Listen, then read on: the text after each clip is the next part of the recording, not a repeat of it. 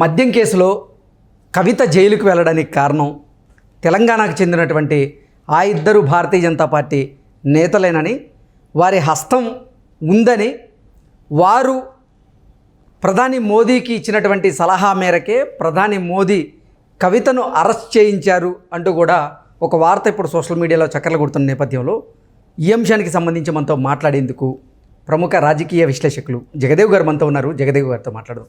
జగదేవ్ గారు నమస్తే. నమస్తే.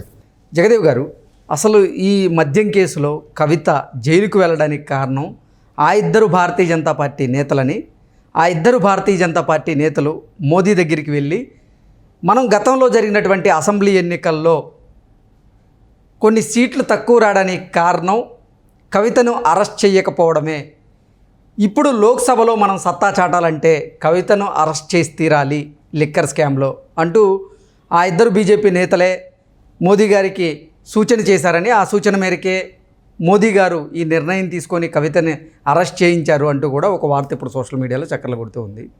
ఆ ఇద్దరు బీజేపీ నేతలు ఎవరు, అసలు ఈ వార్తల్లో వాస్తవం ఉందా అంటే ఏం చెప్తారు?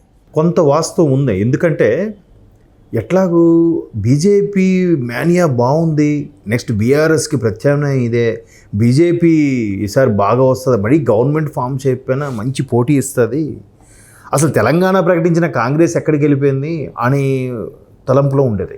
సరే బీజేపీ బీఆర్ఎస్కి మంచి పోటీ ఇవ్వబోతుంది, భలే ఉంది. అసలు 2 బై ఎలక్షన్లో కూడా బీజేపీ గెలుచుకుంది, మన దుబ్బాక కానీ హుజూరాబాద్ కానీ. అలాగే కొన్ని చోట్ల పంచాయతీ సీట్లు కూడా బాగానే గెలుచుకుంది, మంచి పోటీ ఇచ్చింది బీజేపీ. ఈవెన్ సిటీలో కూడా బీజేపీ బాగానే పోటీ ఇస్తుంది అని అనుకున్న నేపథ్యంలో బాగుంది అంతా అనుకుంటే అనూహ్యంగా బీజేపీ అధ్యక్షులు మారడము, కొంత ఇదవ్వడము. అరే ఏంటి బీఆర్ఎస్ బీజేపీ ఒకటేనా, కాంగ్రెస్ ఎలా గెలిచింది? ఇప్పటికీ చాలామందికి క్వశ్చన్ మార్క్ ఏంటంటే, రేవంత్ రెడ్డి గారికి స్వయాన ముఖ్యమంత్రి అయినప్పుడు కూడా చాలామంది సీనియర్ జర్నలిస్టులు ఆయన ముఖ్యమంత్రి అయిన తర్వాత అడిగిన క్వశ్చన్ ఏంటంటే, మీరు అసలు ముఖ్యమంత్రి అవుతారని అనుకున్నారా? చూడండి ఆ క్వశ్చన్లో ఎంత మీనింగ్ ఉందంటే, కాంగ్రెస్ బాగానే ఉంటుంది కానీ సెకండ్ ప్లేస్కో థర్డ్ ప్లేస్కో పరిమితం అవుతుంది, కానీ గవర్నమెంట్ ఫామ్ చేస్తుందని ఎవరు అనుకోలేదు కదా అన్నట్టుగా చాలామంది. ఈవెన్ రేవంత్ రెడ్డి గారికి ఇంటర్వ్యూ చేసినప్పుడు కూడా ఒక సీనియర్ జర్నలిస్ట్ అడిగిన క్వశ్చన్ ఇది. అంటే ఆయన జనరల్గా గెలిచిన తర్వాత అలాగే చెప్తారు కదా, నాకు మొదటి నుంచి నమ్మకం ఉందని గెలుస్తాను అనుకున్నారు. అయితే ఆ ముఖ్యమంత్రి రేవంత్ రెడ్డి గారు చెప్పిన మాటలో కూడా వాస్తవం ఉంది. గెలుస్తారన్న నమ్మకం ఎలా వచ్చింది? బీజేపీ తనకు తెలియకుండానే డౌన్ అయిందా, కొన్ని రకాల స్వయంకృతాపరాధాలా అని తెలియదు. ఇప్పుడు ఎప్పుడైతే బీజేపీ థర్డ్ ప్లేస్కి వెళ్ళిపోయిందో మేధోమదనం అంటారు, మేధోమదనం నిర్వహించుకున్నాక ఒక్కసారిగా పార్టీలో అందరికీ అర్థమైంది ఏంటంటే కొన్ని రకాల తప్పిదాలు ఉన్నాయి. ఒకటి ఏంటి, కాంగ్రెస్ మొదటి నుంచి కూడా బీఆర్ఎస్ బీజేపీ ఒకటే, బీఆర్ఎస్ బీజేపీ ఒకటే అని నూరి పోస్తుంది. నూరి పోసినప్పుడు బీఆర్ఎస్ బీజేపీ ఒకటి కాదు అని బల్లగుద్ది చెప్పగలిగారా? చెప్పలేదు. మరోవైపు మీరు అన్నట్టు కవిత గారిని ఏదైతే గత మార్చి నుంచి సమన్లు వచ్చి మీరు ఎంక్వైరీకి రావాలి, అరెస్ట్ అవుతుంది, ఇవాళ అవుతారు, రేపు అవుతారు, నెక్స్ట్ మంత్ అవుతారు అనే దాన్ని అసలు అరెస్ట్గానే తీసుకురాలేదు. ఈ ఇంపాక్ట్ అనేది బీఆర్ఎస్ బీజేపీ ఒకటే, అందుకే కవిత గారు అరెస్ట్ చేయలేదు అనేదైతే చాలామంది అభిప్రాయం అదే.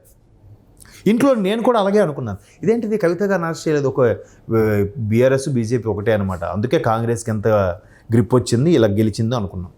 అయితే ఇప్పుడు ఆ తెలంగాణకు చెందిన ఇద్దరు వ్యక్తులు ఏదైతే ఒకప్పుడు బీఆర్ఎస్లో బలంగా ఉన్న నాయకులే బీజేపీలోకి వెళ్ళి బై ఎలక్షన్లో గెలిచినా, అందులో ఒక నేత బై ఎలక్షన్లో గెలిచినా మరలా మొన్న ఎన్నికల్లో ఓడిపోవడంతో అరే ఎందుకు ఎంత పరాభవం అయింది? అప్పుడు బై ఎలక్షన్లో గెలిచినంత బీజేపీ మెయిన్ ఎలక్షన్ వచ్చేసరికి ఎందుకు ఓడిపోయింది అంటే ఒక్కసారి విశ్లేషణ చేసుకుంటే కవిత గారు అరెస్ట్ చేయకపోవడం, బీజేపీ వాళ్ళు బీఆర్ఎస్ వాళ్ళ వ్యాఖ్యల్ని బీఆర్ఎస్లో గతంలో చేసిన తప్పిదాన్ని సరిగ్గా ప్రొజెక్ట్ చేయలేకపోవడం, మేడిగడ్డ లాంటి వ్యవహారాలు కూడా బీజేపీ ఎందుకో పూర్తి స్థాయిలో ప్రొజెక్ట్ చేయలేకపోయింది. అంటే దీని తర్వాత ఆ ఇద్దరు వ్యక్తులు స్పెషల్గా అమిత్ షా గారిని వాళ్ళని కలిసి, సార్ మీరు ఇలాగ అరెస్ట్ చేయకపోవడం అనేది ఒక అంటే చాలా తప్పిదాలు జరిగాయి, అందులో కవిత గారిని అరెస్ట్ చేయకపోవడం కూడా ఒక తప్పిదంగానే వాళ్ళు బాగా ఎలివేట్ చేసి చెప్పగలిగారు.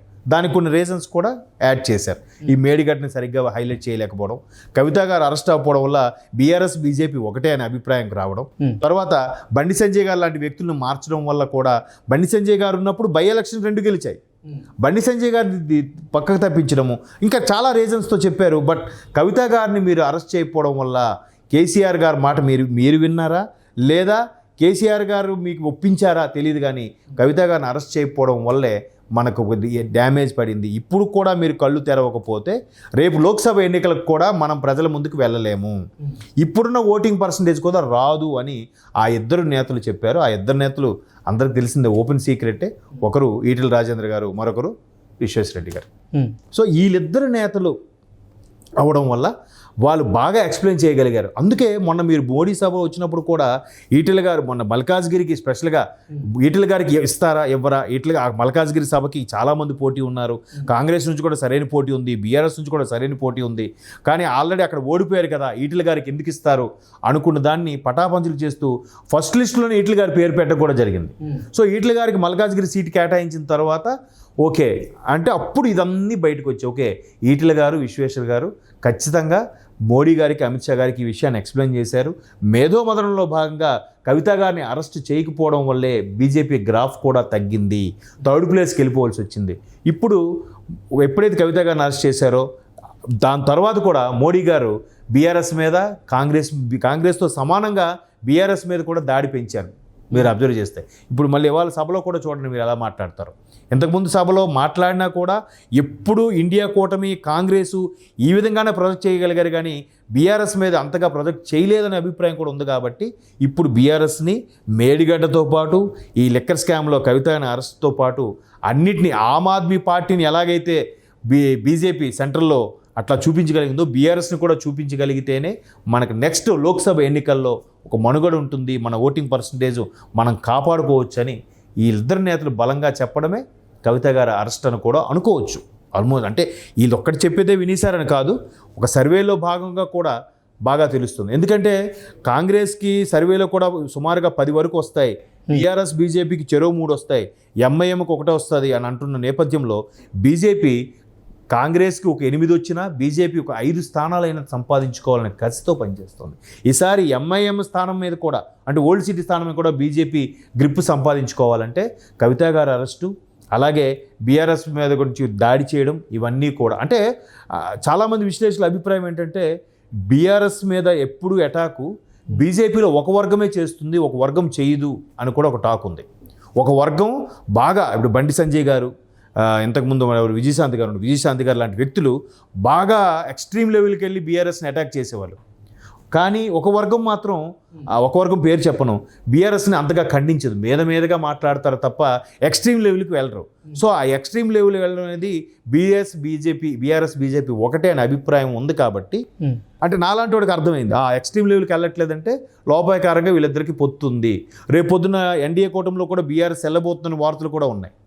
ఎందుకంటే గతంలో చంద్రబాబు గారు మళ్ళీ ఎన్డీఏలోకి వెళ్తున్నారనే నేపథ్యంలో బీఆర్ఎస్ నుంచి కేసీఆర్ గారు కూడా వెళ్తున్నారు, మరలా పాత మిత్రులకు ఒకే దగ్గర కలిసి పనిచేస్తారా అన్నట్టు కూడా మనం సోషల్ మీడియాలో వార్తలు చూసాం. సో బీఆర్ఎస్ బీజేపీ ఒకటే అనడానికి ఇది కూడా ఒక రీజనే కదా. సో ఒక్కొక్కటిగా చెక్ పెట్టి రావాలంటే ఫస్ట్ కవిత అరెస్ట్తోనే స్టార్ట్ చేద్దాం అన్నట్టుగా బీజేపీ మరలా వ్యూహం